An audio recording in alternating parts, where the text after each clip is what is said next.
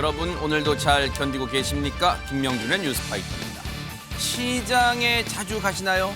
전통시장이라고도 하고 재래시장이라고도 하잖아요. 왜 전통시장이라고 하는지 궁금해했더니 누가 그러더라고요. 언제부턴가 정치인들이 선거철에만 찾는 게 전통이 돼서 전통시장이다. 네. 그러면 왜 재래시장이라고 할까? 그랬더니 어떤 시장 상인분이요. 재래들 좀 안 왔으면 좋겠다. 그래서 재래시장이다. 네, 농담이었습니다. 그나저나 왜 정치인들은 선거철에만 시장에 가나 생각해봤는데요. 혹시 선거가 끝나면 물가가 또 올라서 미리 장 보러 가는 걸까요? 2월 6일 화요일 김명준의 뉴스파이터 잠시 뒤에 이 이야기 해보도록 하겠습니다.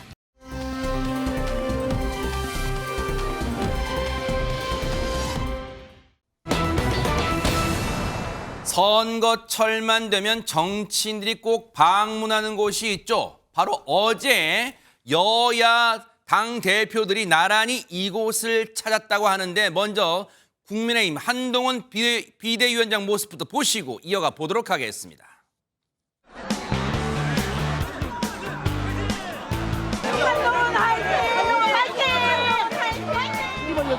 조심하세요.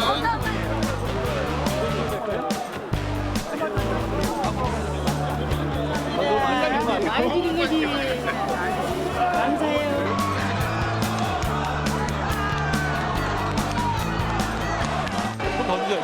맛있죠? 맛집이 역시. 닭좀 하나 드실래요?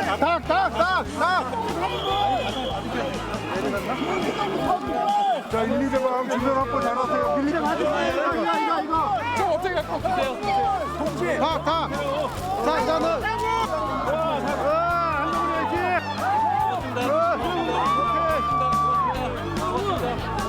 잘하겠습니다. 예.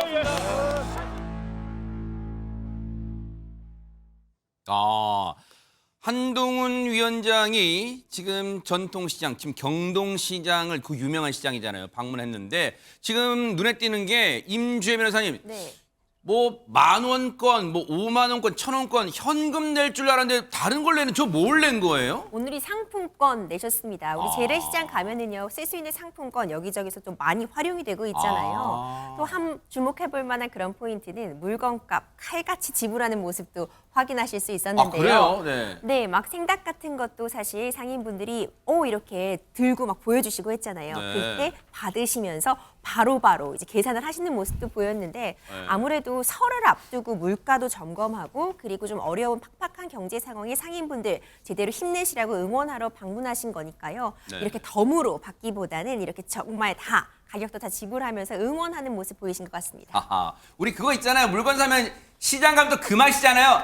서비스 아니요 이거 하나 더 줍시다. 뭐 그죠? 그런 맛도 있는데 어쨌든 칼같이 다 온누리 상품권으로 물건값을 지불했는데 최정화 기자님 그래서일까요? 이게 진짜 시장 보러 가는 그 편안한 옷차림으로 갔어요. 네, 맞습니다. 어제 오후입니다. 청바지에 이 갈색 후드티 차림을 하고 정말 동네 시장에 마실을 가듯이 입고 나온 모습이 인상적이었는데요. 네. 이 한동훈 위원장 서울 경동시장을 찾아서요. 30분 정도 시장을 이제 다 돌아보는 모습을 보였습니다. 네. 이때 이 들고 있었던 이 진짜 시민들이 사는 물건들을 직접 구매를 하는 모습도 봤는데 네. 일단 이 마지막 영상에서 보셨다시피 황태포를 들고 있는 시민을 보면서 내가 저걸 사겠다라고 해서 전달을 받아서 황태포 사고요, 생닭도 샀고요, 그리고 건어물, 뭐 젓갈, 뭐 또 옥수수 이런 여러 가지 구황작물도 샀다라고 합니다. 진짜 저렇게 물건 사는 장면 진기예요. 그냥 전달 받아서 물건을 전달받아서 이렇게 사요 지금. 네, 사실 그 모습 때문에 좀 웃음이 나기도 했었는데요. 시민들 앞에서 이걸 딱 들어 보이면서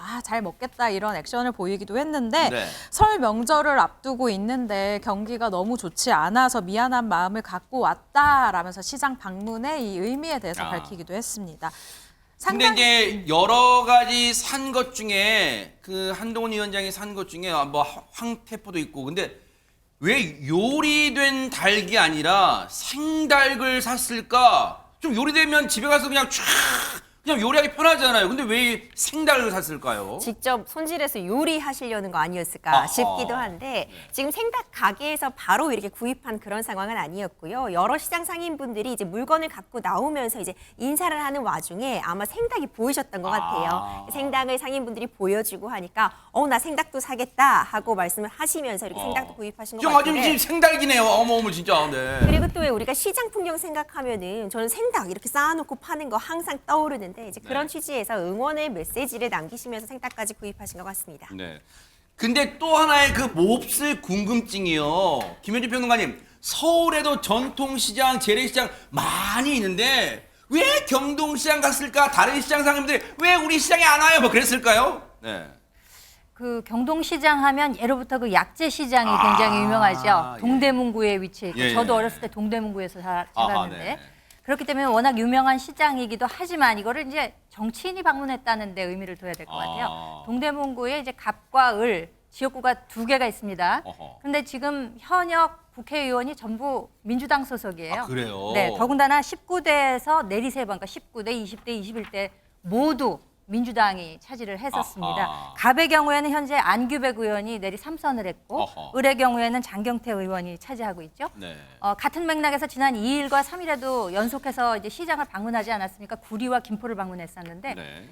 구리 역시도 윤호중 의원이 내리 3선 그리고 김포의 경우도 갑과 을 2개의 지역구가 있는데 여기도 모두 민주당 의원들이 차지하고 있는 곳이었거든요. 아. 뭐 사실 지난 21대 선거에서 수도권은 뭐 거의 민주당에서 다 싹쓸이하다시피 했기 때문에 국민의힘 입장에서는 어디가 험지 아닌 곳이 없죠. 전부 다 격전지고 도전해 볼 만한 지역이기 때문에 미리 이런 시장을 방문해서 여론몰이도 좀 아. 하고 많은 분들과 함께 이제 접촉면을 좀 늘리고자 한 것이 아닌가 그렇게 생각이 아하. 듭니다. 자, 그런가 하면요. 더불어민주당의 이재명 대표도 어제 전통시장을 방문했는데 이게 눈길이 갔던 게 피습 사건 이후에요. 처음으로 대중들이 모이는 곳을 방문한 것이어서 더더욱 눈길이 갔어요. 어디를 갔을까요? 영상으로 만나보시고 이어가 보도록 하겠습니다.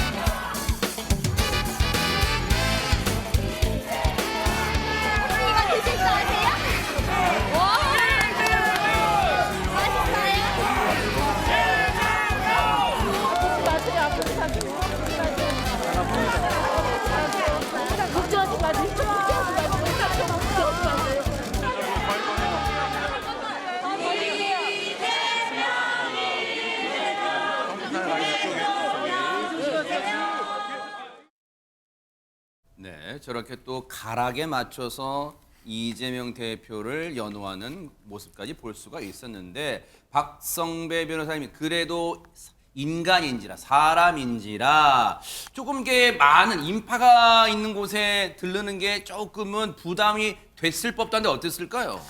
상당히 부담이 됐을 텐데 적어도 표면적으로는 개의치 않는 모습을 보여주려는 노력이 역력히 보입니다. 어제 광주 양동시장을 찾은 이재명 대표 몰려든 인파에 둘러싸여서 파란색 장바구니를 들고 시장 곳곳을 누비는데 떡, 밤, 대추, 도넛 등 설 음식을 샀습니다. 구매 과정에서는 올누리 상품권을 사용했습니다. 한 시민이 피습 사건과 관련해서 상처가 많이 좋아지셨는가라고 묻자 직접 목덜미에 피습 상처를 보여주는 여유 있는 모습도 보였습니다. 현장에서는 지지자들이 대통령 이재명이라며 노래를 부르기도 했는데 이후에는 자리를 옮겨 간담회를 통해 상인들의 목소리를 듣기도 했습니다. 아하. 뭐 양동시장 하면은 광주의 아주 유명한 대표적인 시장 중에 하나인데 근데 그 양동시장 중에서도 이 가게를 콕 집어 들렀다는데 어딜까요? 김현주 평론가님. 한 국밥집을 방문을 했는데 맛있겠다. 국밥집이 노무현 전 대통령이 방문한 적이 있었던 그런 식당입니다. 그래요? 그래서 이제 식당 입구에 보면은 저기 보이시죠? 노무현 전 대통령이 드신 집이다 이렇게 이제 표시가 돼 있거든요. 그래서 그 직접 앉았던 그 좌석에 함께 앉아서 담소를 나누었다고 하는데 네. 사실은 지난 2022년에 신임 지도부가 구성됐을 때 이재명 대표가 지도부들과 함께 와서 식사를 한 적이 있었다고 아하, 해요. 네. 근데 이번에는 식사는 하지 않고 만나서 인사만 나누었다고 합니다. 아, 국밥 한 그릇 뚝딱 드시진 않고 일단 인사차 들렀다는데 하재근 평론가님, 그러면 국밥은 안 먹었지만 뭔가 의미 부여는 될 것 같다 이런 생각은 듭니다. 어떻습니까? 일단 선거 앞두고 정당 대표가 뭐 각 지역 당연히 방문하는 거고, 특히 광주는 민주당 입장에서는 굉장히 중요한 곳이니까 거기에 가서 지지층 결집을 당연히 시도하게 마련인데, 이번에 광주 방면이 특별히 또 다른 의미를 많은 사람들이 해석을 하는 것은 네. 민주당에서 전 대표가 지금 당을 나왔기 때문에 이낙연 전 민주당 대표가 당을 나와서 새로운 미래를 만들었기 때문에 그 이낙연 전 대표 측을 견제하고 지지층을 단속시키기 위해서 네. 광주를 방문한 것이 아니냐, 이러한 분석이 나오고 있습니다. 그런 합리적 추정 나올 법해요. 그런데 보신 것처럼 나란히 민생 행보를 한 여야 대표, 그런데 서로를 향해 겨냥하는 말도 빼놓지 않았다는데요. 얘기 들어보시고 이어가 보도록 하겠습니다. 이미 권한을 가지고 있는 이 정부 여당이 지금까지 이 국정기조, 잘못된 국정기조를 바꿀 것 같지가 않아요.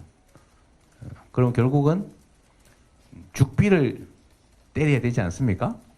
정신 들게. 그 죽비가 바로 선거죠. 그게 무슨 말인가요? 뭐 이렇게 그분은 매번 때립니까? 그 예산에 대해서는 여러 가지 의견들이 있었잖아요. 국회에 대해서도 여러 가지 논의가 있었고 천만 논의가 많을 수 있는 정책입니다. 근데 그걸 가지고 죽비를 때립니까? 선거철이 가까워졌다는 걸 실감해요. 왜냐하면 서로를 또 향해 날선 이 발언도 서슴지 않는 거 보니까. 그런데 이런 건 어떨까? 이런 행복한 상상 해봐요. 전통시장 가는 김에 그냥 하루쯤 약속 정해서 같은 시장 방문해서 손잡고 이것도 사고 저것도 사고 하는 그런 모습도 보여주는 게 한 번쯤은, 그런 모습도 한번 국민들은 기대하지 않을까, 그런 생각해 봅니다.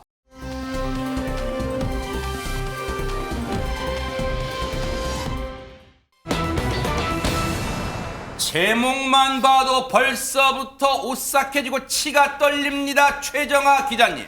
네, 여성 운전자만 노려서 도대체 어떤 일을 벌였는지 그 놈의 영상 준비했습니다. 아하. 함께 보시죠. 네. 서울의 한 주택가입니다. 차량을 잠시 세워놓고 밖에 서 있는 차주의 모습을 보실 수 있죠. 네. 그리고 잠시 뒤에 한 남성이 이 주변을 서성이다가 네. 얼마 뒤에 이 차량에 이렇게 갑자기 탑승을 합니다. 이 놀란 차주가요, 다가가서 아니 누구시냐 이렇게 물어보니까 어머머.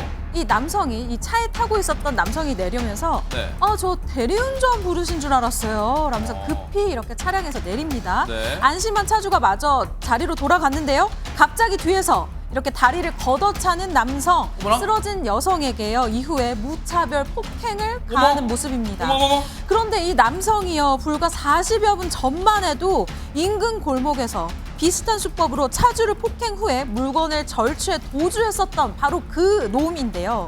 이 남성이 노린 범행 모두 혼자 있던 여성이었습니다.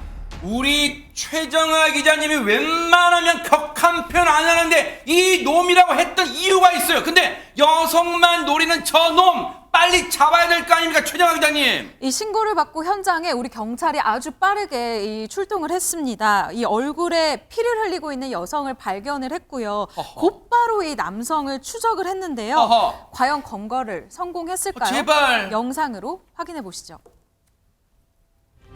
밤 11시경입니다. 앞도 잘 보이지 않는 캄캄한 도로 반대편 차선에 이 시동을 모두 끄고 있는 한 차량이 지금 보이고 있는데요.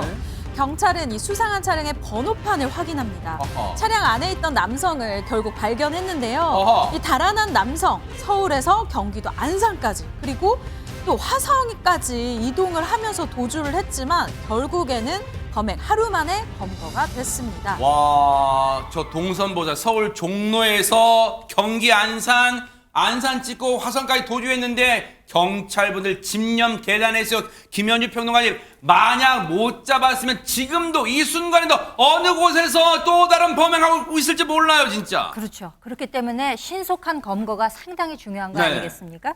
이 사건 발생된 것은 작년 연말이었습니다. 12월 28일 밤 10시 20분경에 아하. 서울 종로구의 한 주차장에서 왜 여성들이 그런 경우 있어요. 그 직접 운전을 하다가 자기가 무슨 뭐 노트북 같은 거 일 볼 일이 있을 때 운전석 아니고 옆자리 조수석에 가서 이제 자기 그 사물을 보고 있었는데 네.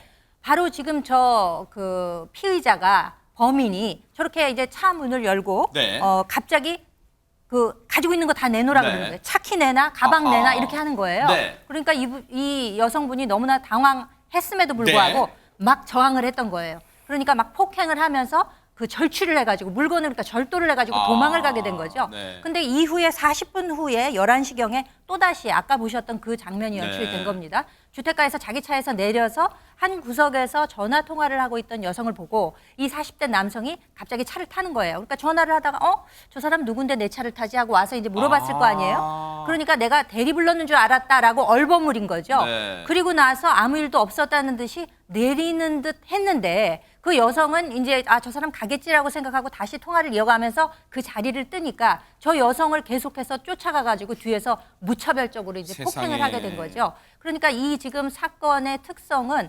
심야 시간대에 여성 혼자 있고 어머나. 범행 대상이 여성 차주였다는 아하. 점. 이것이 어머, 어디 보세요. 특징이라고 할 수 있을 어머머머 것 같습니다. 세상에 저 몹쓸 인간 진짜 천인 공노할짓을 저질렀는데 그나마 저 인간이 어떻게 서울에서 경기도까지 도주를 할 수 있었을까요? 박성배 변호사님. 경찰은 피해자로부터 강도 신고를 접수하는데 문제는 이어서 인근의 유사 신고가 또 접수됩니다. 아하. 이 확인해 보니 인상착의가 공통된다. 동일범 여소행이라고 판단한 경찰은 우선 CCTV 추적으로 남성의 신원을 확인합니다. 네. 확인된 신원을 토대로 거주지인 서대문구 고시원으로 향해 봤지만 이미 도주하고 사라진 뒤였습니다. 아하. 이 경찰이 이때부터는 남성의 휴대폰 위치값, 실시간 위치 추적을 시작하는데 현 위치가 안산임을 확인합니다. 이어서 안산에 렌트카를 조회하면서 피의자를 드디어 검거하게 됩니다. 검거 당시에 어두운 도로에서 차량을 정차시킨 뒤에 아무도 없는 듯 시동을 꺼둔 상태였지만 의심을 거두지 못한 경찰 차량으로 다가갑니다. 그 결과 차량 번호판을 확인해 보니 이 남성이 지인의 이름으로 빌린 차량임을 확인하고 결국 차량 안에 있던 남성을 검거하기에 이르렀습니다. 대단하죠. 지금 보세요. 이 블랙박스 경찰 차량 블랙박스를 보면 저 어두컴컴한 곳에 그냥 일렬 주차되어 있던 그 차량 중에 하나를 어떻게 알고 찾아냈고 문 열었더니 바로 그 몹쓸 인간이 타고 있어서 정말 집념이 빛나는 순간이었는데 경찰 얘기 들어보시고 이어가 보도록 하겠습니다. 최초에 걔가 이제 차량 탈취를 좀 시도를 했잖아요. 그 부분도 차관하고 시에 떴던 곳이 대부도예요. 교통 좀 불편하지 않습니까? 버스나 이런 거 이용하기는 어렵고 차로 이동했을 가능성이 크기 때문에 렌트카를 이용했을 것이다. 제가 그 단지 안에 있던 렌트카를 싹 이렇게 확보를 해놨었는데 핸드폰이 기지국이 이동이 되는 거예요. 다시 확인해 보니까 렌트차 한 대가 빠져나간 거예요. 그래서 그 차를 타고 이동했다고 제가 추정한 거죠. 그때 이제 밤이라 근데 그 움직인다는 게 급한 일 아니면 없잖아요. 근데 딱 얘가 이동을 하는데 그 차가 안 보이는 거예요. 그 차를 추적하게 된 겁니다. 정말로 경찰분들 진짜 대단한 일을 하신 거예요. 그런데 지금 임주혜 변호사님, 저 검거된 저 몹쓸 인간이 검거 이후에 한 말이 더 황당하다면서요. 네, 이 남성 범행은 모두 시인했지만요. 밝힌 범행 동기가 정말 황당무계합니다. 왜요? 술은 마셨지만 내가 나도 왜 그랬는지 모르겠다 이렇게 어처구니가 없네요, 밝혔는데요. 진짜. 이렇게 큰 피해를 초래하고선 이런 범행 동기를 밝혔다는 거 더 공분을 사고 있습니다. 경찰은 해당 남성을요, 특가법상 강도상해죄로 지금 구속 상태에서 수사를 하고 있고요. 강도상해는 매우 중한 범죄입니다. 7년 이상의 징역에 처해지도록 되어 있거든요. 엄벌에 처해질 그런 사안으로 보입니다. 피해자분들이 더 큰 피해, 더 큰 인명피해가 안 난 게 일단 천만다행이지만 저 몹쓸 인간 진짜 무거운 처벌 받기를 좀 기대를 해보도록 하겠습니다.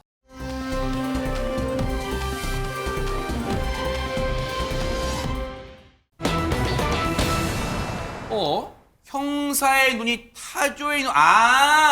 좀 눈이 크신가 보네요, 천영아 기자님. 아, 네, 그렇게 생각할 수도 있다는 걸 방금 알았는데요. 어허. 앵커님, 이 동물 중에 시력이 가장 좋은 동물이 뭔지 혹시 아시나요? 아, 저 다큐멘터리 봤어요. 그거 딱 올빼미가 밤에도 막 사냥하고 그러잖아요. 아, 올빼미요. 아닙니다. 왜요? 제목에도 나와 있지만 바로 타조인데요. 제가 어리석었군요. 제목에 있는 답이 있는데, 아하. 네, 그런데 바로 이 타조보다도 훨씬 더 시력이 좋은 어떤 분의 이야기입니다. 어허. 그런데 이분의 이야기를 하기 전에요. 네. 한 가지 사건을 먼저 짚고 가야 할 것 같은데요. 어허. 지난달 17일입니다. 네. 이 대전의 한 금은방에서 벌어진 사건 허허. 영상으로 보고 가시죠. 네. 금은방에서 한 손님이 금반지를 마음에 드는지요. 이 손에 꼈다가 뺐다가 하다가 바로 카드를 이렇게 꺼냅니다. 그런데 마침 이 하필 정지된 카드라 이 결제를 하지를 못했어요. 잠시 내가 통화를 하러 나가겠다라면서 통화를 하러 이 나갔다 온 손님이 이번엔 네. 다른 금반지를 손에 끼워봅니다. 네. 그러고는 이 금반지를 낀 채 그대로 도주를 하는데요. 어머나, 어디가? 정말 달려서 나가죠. 이 네. 손님이 가져간 금반지 무려 5돈짜리, 5돈짜리 요즘 금값 너무 비싸잖아요. 네. 약 208만 원 상당이라고 합니다. 세상에 주인분께서 일단 순간 얼음되시. 왜냐면 눈앞에 버젓이 도주를 하니까 잠깐 얼음되신 거예요. 나중에 따라갔지만 이미 멀리 도망가고 난 후인데 심정이 어떠셨을까요? 세상에 한번 들어보시고 이어가 보도록 하겠습니다. 카드를 맨 처음에 줬는데 정지된 카드였고 전화한 척 하면서 분량 좀 많이 나가는 거 5돈짜리를 보여달라고 해서 보여줬더니 끼고 바로 도망갔다. 엄청 놀랐어요. 진짜 말할 수 없이 손톱 막 돌돌돌돌돌 떠다니까. 다른 손님이 계셨었는데도 너무 떨려가지고 막 내가 어떻게 신고를 했는지도 모른다고. 세상에 왜 안 그러셨겠어요? 왜냐하면 범죄, 저런 금은방 절도는 뉴스에서나 보는 건 줄 알았는데 실제 이 금은방 사장님 업주분이 당하시니까 지금 당황하는 게 CCTV도 고스란히 찍혀 있잖아요. 그런데 박성배 변호사님 저 몹쓸리가 그러면 아예 지금 못 잡은 거예요? 그렇지 않습니다. 피의자가 낀 채로 도망간 금반지가 5돈 208만 원 상당이라고 하는데 금은방 주인은 곧바로 112에 신고를 했죠. 이 영업소 절도범은 단순히 지구대 경찰이 아니라 형사들이 총출동해서 현행범으로 체포하려고 곧바로 추적에 나서기 마련입니다. 이 CCTV 추적조와 도주로 차단조로 나뉘어서 타지로 도주할 가능성이 높다고 보고 현장에서 1km 떨어진 기차역과 고속버스 터미널로 향하는데 아마 CCTV 추적조는 도주로를 실시간으로 알려주고 도주로 차단조는 각 장소에 분산 배치됐을 것입니다. 이 과정에서 인상착의를 공유받아 피해자를 직접 찾는 작업을 진행하게 됩니다. 어머 대박 사건. 아니 이거 들으니까 천영아 기자님 마치 그 첩보 영화 범죄 영화 뭐 짜잔 막 움직이고 진짜 막 손발이 척척 맞아요 지금 우리 경찰분들. 네, 이 결론이 해피엔딩일지 새드엔딩일지 너무 궁금한데요. 영상 준비했습니다. 제발요. 함께 보시죠. 네네. 사건 발생 후 약 35분 뒤 이곳은 대전 복합터미널인데요. 하나 둘씩 버스에 탑승하는 승객들 뒤로 이 금반지 절도 피의자도 타지로 가는 버스에 이렇게 오릅니다. 저 인간이에요? 그렇습니다. 잠시 후 한 남성이요. 이 피의자가 탑승한 버스를 유심히 이렇게 지켜봅니다. 네. 바로 터미널로 출동한 형사였는데요. 어허. 한참 동안 이 버스 주변을 기웃기웃 저 안에 있어, 저 안에! 금은방 CCTV 속 이 피의자와 아주 유사한 인상착의 남성을 딱 발견을 합니다. 형사는요 다시 한번 휴대전화로 이 정확히 동일 인물인지 확인을 하고요 버스로 들어가서 그렇죠, 들어가요. 이 피의자를 데리고 나와서 바로 체포를 합니다. 대박 사건! 어머 이래서 타조의 눈이라고 했던 이유가 있군요. 정말 만약에 그냥 지나쳤으면 다른 지역으로 이미 저 버스를 타고 갔을 거 아니에요. 관련 얘기 들어보시고 이어가 보도록 하겠습니다. 피의자의 얼굴을 먼저 알아야 되기 때문에 그 현장에서 그 CCTV로 인상착의를 확인시킨과 동시에 금을 팔고 서울로 갔을 거다 생각해갖고 바로 터미널로 가서 터미널 내부 다 확인하고 버스 탄 거 확인하러 다녔고 저하고 눈이 마주치다 보니까 이제 검거를 하게 됐고요. 금 훔치는 사람들은 금을 가까운 데서 파는 게 아니라 멀리 가서 파는 경우가 많거든요. 그런 거 착안해갖고 도주 동선으로 먼저 가 있었던 것 같습니다. 정말 우리 경찰분들이요, 이 수사 이 경험에서 나오는 걸로 토대로 이번에도 잘 검거를 했는데 저 몹쓸 인간 진짜 저런 짓을 왜 했대요, 진짜 임주혜 변호사님. 노숙 생활이 힘들어서요. 금을 훔쳐 그걸 판돈으로 안정적인 일을 구하려고 했다고 밝혔는데요. 아하. 이거 사실 선후 관계가 바뀌었죠. 그러니까요. 일을 해야지 돈을 벌 수 있는 맞아요. 거잖아요. 그런데 확인을 해보니 출소한 지 얼마 안 된 사람이었다고 아유. 합니다. 그렇기 때문에 주거지가 일정하지도 않고 말소된 상태였던 거죠. 주거지도 없다 보니 밤에는 무인색 탁소 같은 곳에서 잠을 해결했다고 하는데 정해진 주거지가 없습니다. 그렇다면 이 사람 검거하기 위해서는 오로지 CCTV 동선 추적하면서 검거를 할 수밖에 없는데 지금 이 대전 지역은 경찰분들도 지리가 빠삭하시기 때문에 바로바로 좀 도주 경로 예측이 가능한데 만약 이 버스 타고 아예 이동을 해버린다면요. 자칫하다가는 정말 장기절이 될 수도 그러네요. 있었는데 경찰분들의 기지로 그래도 빨리 해결될 수 있었던 것 같습니다. 이런 말도 안 되는 변명하지 말아요. 금반지 판돈으로 안정적인 일을 찾는다는 게 이게 말이 되는 소리예요. 차라리 오히려 그 금은방 가서 사장님 제가 열심히 청소도 하고 마지막에 셔터도 내리고 그렇게 할 테니까 허드렛일 할 테니까 제발 일자리 좀 주세요. 그렇게 읍소했으면 먹고 살 정도 됐을 거 아니에요. 제발 이번에 죄값 달게 받고 반성하길 기대를 해보도록 하겠습니다.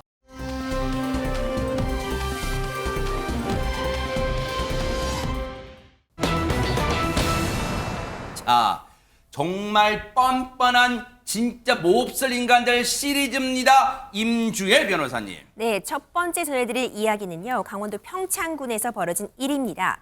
야심한 시각 한 남성이 삼가 CCTV에 포착이 됐는데요. 어허. 눈을 크게 뜨고 보셔야 됩니다. 네. 영상으로 만나보시죠.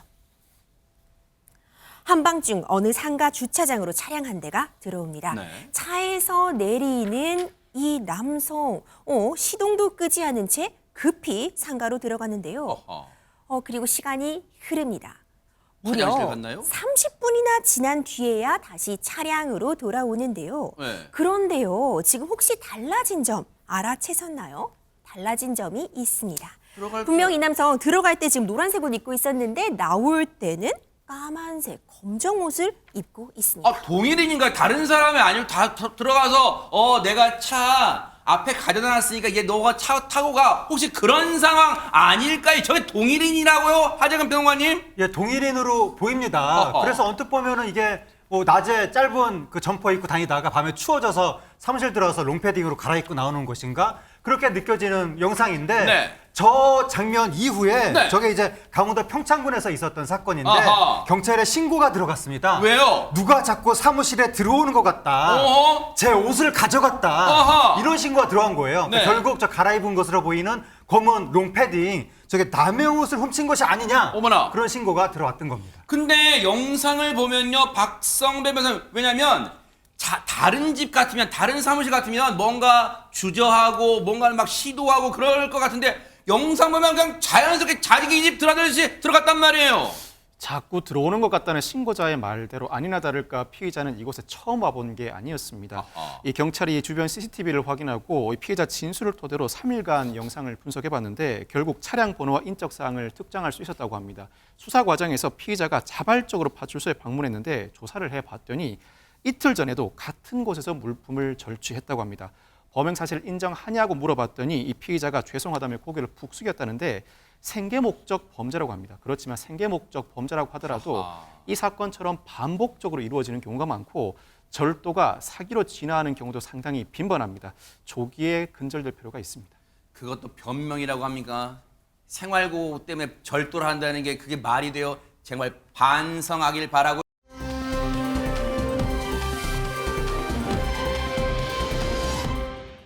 오리발을 사랑한 인간이랍니다. 최영아 기자님. 자, 그러니까 이 범행을 인정을 한 건지 아니면 인정을 못한 건지 일단 사연을 들어봐야 알 것 같은데요. 네. 무슨 일이 있었는지부터 알려드리겠습니다. 네. 설 명절을 앞두고요. 저를 포함해서 굉장히 많은 분들이 택배를 기다리고 계실 그러네요. 것 같아요. 이번 사연의 주인공 역시 마찬가지였다고 네. 하는데요. 이 도착한 택배를 딱 기다려서 왔는데 이 놀랍게도 아주 처참한 모습이었다고 합니다. 사진으로 함께 확인해 보시죠. 뭘까요, 네? 한우 선물 세트가 도착을 했는데요. 뭐? 그런데 이 선물 상자 겉부분에 뭔 하얀 게 굉장히 잔뜩 묻어 있죠. 어허. 눈이 쌓였나라고 뭐예요? 해서 자세히 봤더니요. 이 겉 포장지가 뜯겨서 안에 있던 스티로폼이 보인 이런 상태였어요. 어머나.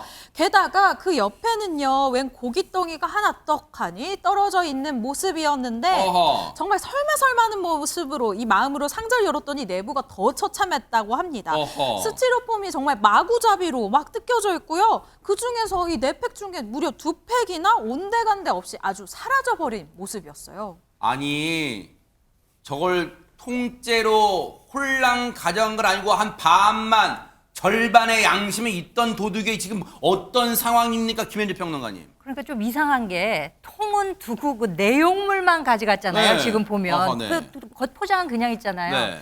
그러니까 무슨 뭐 쓰레기 분리수거를 하기 싫어서 내용물만 뽑아간 건가? 어허. 이런 생각도 들고 또 이렇게 옆쪽에 보면은요, 저 고기 덩어리가 하나 그냥 떨어져 있는 모습이 발견이 되거든요. 어허. 그럼 이게 도대체 어떻게 된 일인가 싶은 생각이 드는데요. 네. 이 택배가 도착한 것은 지난 2일이었다고 합니다. 밤중에 도착을 했어요. 네. 그런데 이 택배 기사분이 주인한테 뭐 따로 알려드리지는 않고 밤에 아마 집 앞에다 놓은 모양입니다. 네. 이 주택은 그런데 도심에 있는 아파트형이 아니라 농촌에 있는 전형적인 단독주택 형식이었던 아. 거예요. 그러니까 선물 상자가 그 앞에 있었던 상태로 집주인은 그걸 몰랐던 거죠. 다음날 새벽에 일이 있어서 집 밖에 나서려다 보니까 지금 저 광경을 목격하게 된 거죠. 어. 뜯겨진 선물 상자와 저 왼쪽 아래쪽에 있는 지금 고기 덩어리 보이시죠? 거기 있네, 네네네. 그러니까 이게 어떻게 된 일인가 싶은 생각이 들었던 누가 저런 거죠. 짓을 한 거예요, 그러면? 범인은 누구일까요? 어? 사람일까요? 사람입니까? 사람이 아닌 것 사람 같습니다. 아니에요? 사람이 아닌 것 같습니다. 그러면요? 단서를 제가 좀 드릴까요? 네. 이 제보자 집 주변에는 길고양이들이 많았다고 합니다. 어머나? 길냥이, 이른바 길냥이가 범인이다? 아니, 설마요, 박선배님, 길냥이가 저 한우 포장 세트 그걸 뜯는다고 이게 말이 됩니까, 이게 진짜? 다소 황당한 사연인데 제보자가 결국 택배회사에 배상을 문의해 봤다고 합니다. 그런데 택배회사는 약관 등 법률 검토를 거친 끝에 책임이 없다는 결론에 이르렀답니다. 결국 택배 기사가 제보자에게 배상을 해주는 결말을 맞게 됐는데 언뜻 택배 회사가 책임을 지지 않고 배달 기사가 책임을 진다 의아해하실 수 있습니다만 이는 이 택배 기사가 자영업자로서 택배 회사와 지휘 감독 관계에 있지 않다는 특수한 관계이기 때문에 가능한 사안입니다. 결국 택배 기사가 책임을 지게 되었는데 만약 문 앞이나 특정한 장소로 미리 배달 장소를 지정해 둔 상태였고 그 상태에서 지정해 둔 배달 장소에 배달을 했다면 문제될 것이 없죠. 길 고양이가 물어 뜯었다고 해도 배상할 일이 없습니다. 그런데 이 사안에서는 제보자가 집에 있었고 그 상황에서 문자만 발송한 뒤에 마당에 선물을 두고 떠난 점이 문제였습니다. 즉 분실이나 훼손 가능성이 있음에도 불구하고 임의 배송을 한 책임을 지게 되었는데 통상 시골에서는 항아리 속과 같이 배달 장소를 고객과 협의해서 지정하는 게 일반적이라고 합니다.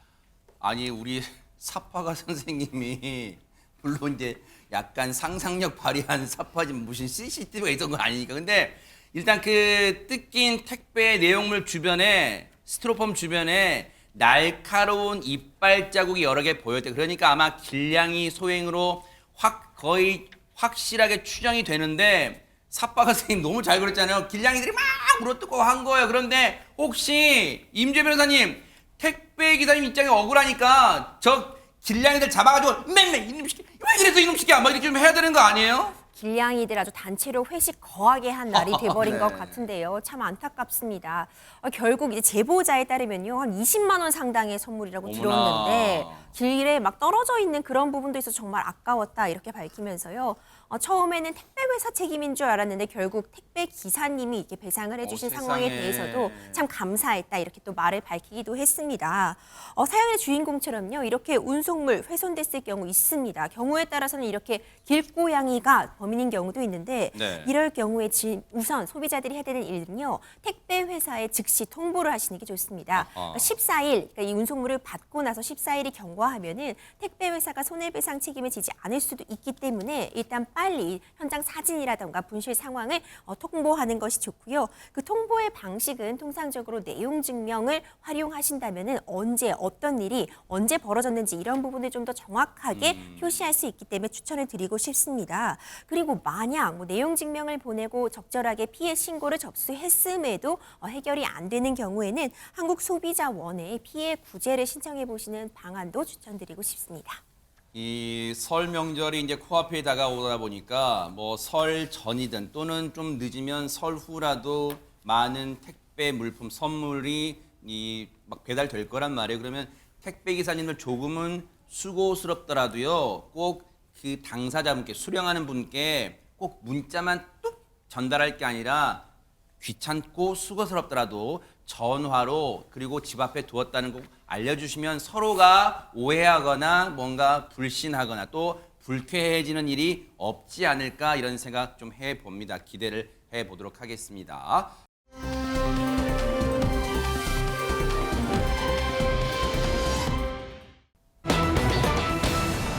자, 어제 이분이 세상을 떠나셨다는 얘기에 많은 분들이 마음 한켠이 좀 저려오셨을 것 같은데 누굴까요? 영상으로 만나보시고 이어가 보도록 하겠습니다.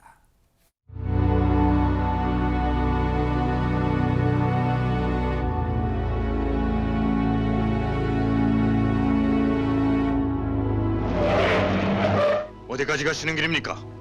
강릉까지 가요. 태워다 드리죠. 저쪽으로 가시는 길 아니세요? 뭐 특별한 용무가 있어서 나온 것은 아닙니다. 첫눈이라 반가워서 나온 겁니다.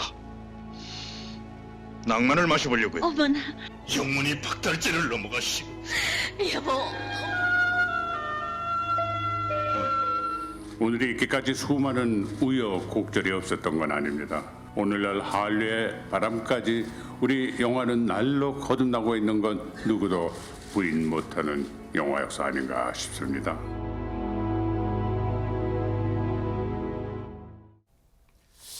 저도 앞으로 눈이 올 때 써먹어야겠어요. 낭만을 마셔버렸군요. 네, 김현주 평론가님 누굽니까? 네. 네, 남궁원 씨 그야말로 한국의 그레고리 팩이라고 불리우면서 우리나라의 1960년대 70년대 한국 영화 그때는 이제 방화라고 불렸죠. 그랬죠, 방화의 르네상스 시대를 열었던 주인공 중에 한 분이었습니다. 정말 서구적인 외모, 진짜. 또 큰 키, 180cm가 넘는 큰 키로 네.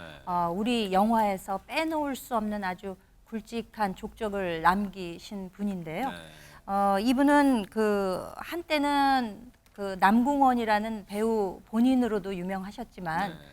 홍정욱 씨 전에 국회의원을 지내기도 했고 네. 하버드 대학 유학의 그 여러 가지 내용들을 담은 칠막칠장이라는 네. 그 베스트셀러 작가의 그 아버지라는 존재가 더 유명해지면서 홍정욱의 아버지다라는 그런 사실로도 많이 알려진 분이기도 야, 하죠. 우리 제작진 어떻게 딱 맞춰서 이렇게 또 사진을 또 보여드려요. 대박 사건입니다, 진짜. 네. 그 남궁원 배우님의 그 남궁원이라는 이름은 예명이고요. 원래는 남양홍 씨로서 홍경일이라는 본명을 가지고 계시다고 그랬군요. 합니다. 한때는 신성일 씨와 함께 정말 황태자급의 인지도, 지명도로 수많은 작품의 주인공을 지내시기도 했고 네. 당초에는 영화 배우로 출발하신 게 아니고 공학도였고 한양대 공대를 다니다가 어머니의 그 암 치료비를 마련하기 위해서 네. 배우의 길로 들어서기도 했었다고 합니다. 네. 1959년에 영화 그 밤이 다시 오면으로 데뷔를 해서 이후에 빨간 마우라를 비롯해서 네. 수많은 영화에 출연을 했고 청룡영화상 인기나무상, 대종상, 나무주연상 등 많은 상을 수상하시기도 했고 또 그 광고에서도 여러 모습을 보여주시기도 한 정말 스타 중에 스타가 아닌가 싶습니다. 네.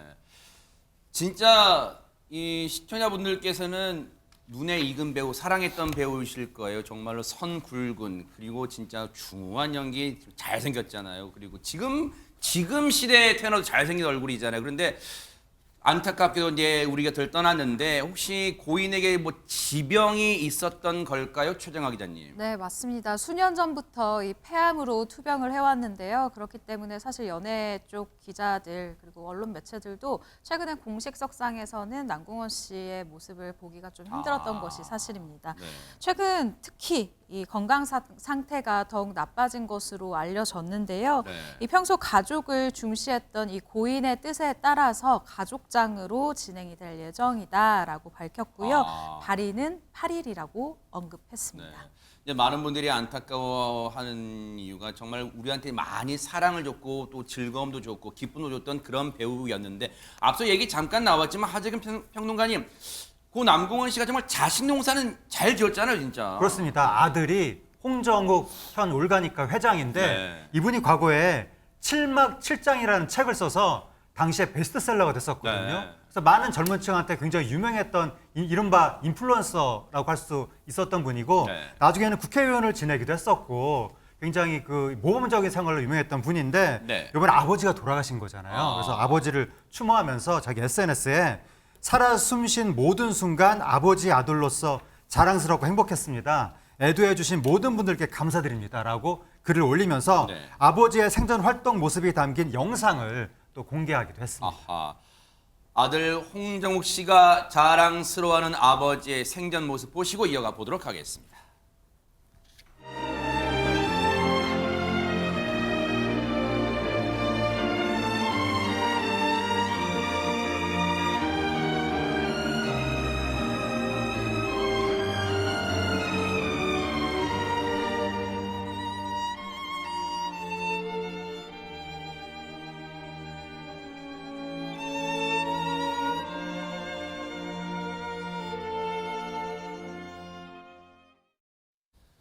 그동안 우리 국민께 많은 기쁨과 행복을 주셔서 너무 감사드리고요. 고 남궁원 씨의 영면을 기원하겠습니다.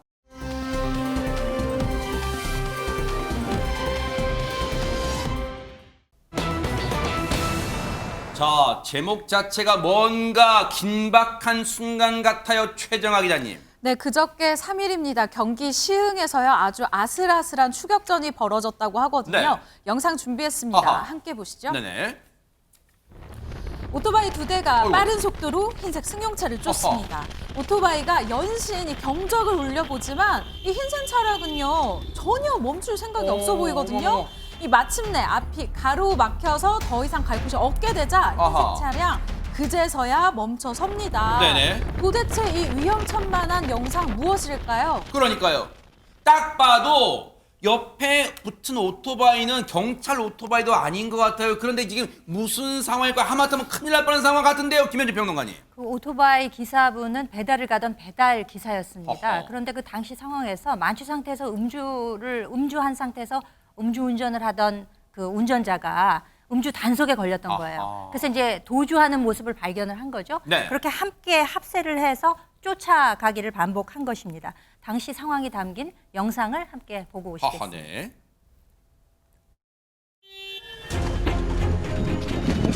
경찰.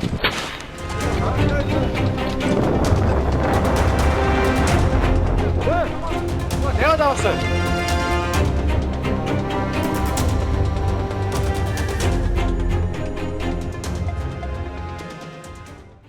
진짜 지금 상황만 봐도 긴박한 순간이었고 자칫 하마터면 큰 사고로 이어질 뻔한 순간이었던 것 같기도 해요. 하재근 평론가님. 예, 아주 위험천만한 추격전이 시흥시 월거동에서부터 오이도 산업단지까지 어머나. 그렇게 이어졌던 건데 네. 당시에 저 차량이 계속 도주를 하면서 급기야는 신호 대기 중이던 어느 경찰을 들이받기도 했습니다. 어머나. 그래서 경찰 운전자가 경상을 입었는데 네. 그런 사고도 아랑곳하지 않고 계속해서 시속 100km가 넘는 속도로 10여 분간 도주를 이어간 거예요. 세상에. 한 7km를 계속해서 저렇게 칼치기 하면서 위험하게 도주했는데 어머, 7km나요? 그렇습니다. 근데 네. 배달 기사 두 분이 저 지역의 지리를 잘 알고 있었다고 합니다. 어머나. 그 기사분들이 끝까지 추격했습니다. 대단한 게요. 자칫 잘못했으면 앞서 영상 보셨죠? 배달 기사님들도 위험에 처할 뻔했어요. 얘기 들어보시고 이어가 보도록 하겠습니다.